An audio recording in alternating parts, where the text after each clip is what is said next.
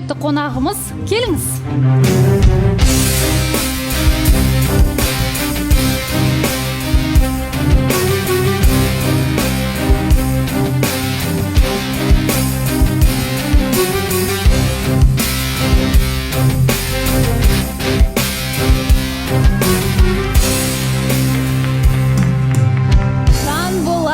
Қош келдіңіз. Сәлеметсіз бе? Ассалаумағалейкум.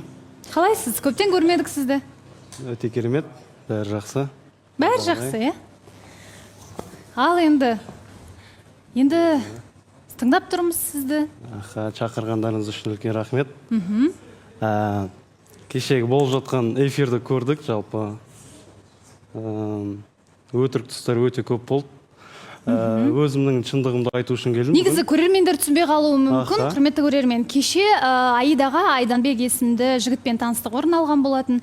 Және де осы әңгіме арасында маған Айданбек айтқан болатын, маған қоңырау шалып мені қорқытты. Одан бөлек Жанболаттың өзі өз парақшасынан жазды, Аидадан бас тарт дегендей.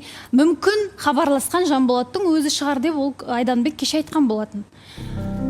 Соны Жанболат бүгін жоққа шығаруға немесе растауға келіп отырған сияқты. Енді біз сұраңызшы, татуласып ба дейді алғашқы сұрақ. Білмеймін, қалай айтсам болады. Айдан кеше сөйлестік.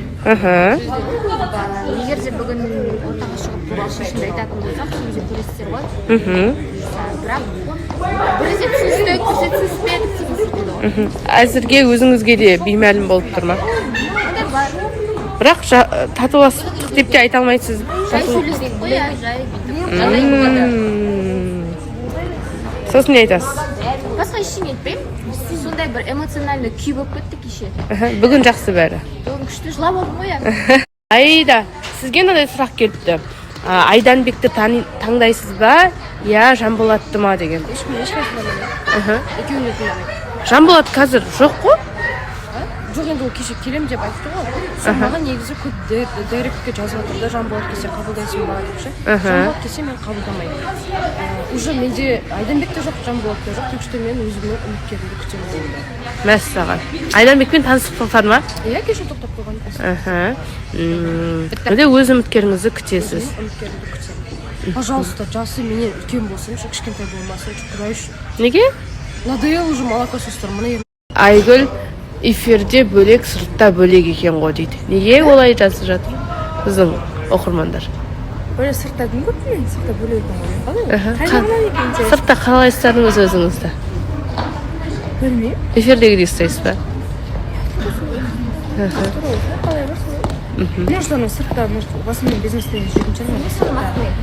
Енді жалғыз өзім жүремін ғой, көбінесе содан кейін ондай бизнес-тен жүрген. Барлығы сұрап жатыр, Шерхан мен Айгүлдің таныстығы тоқтап қалды ма, не болды деп. Жоқ, пока жалғасып жатыр, сөйлесіп жатыр. Көреміз. Енді ол айтты ғой,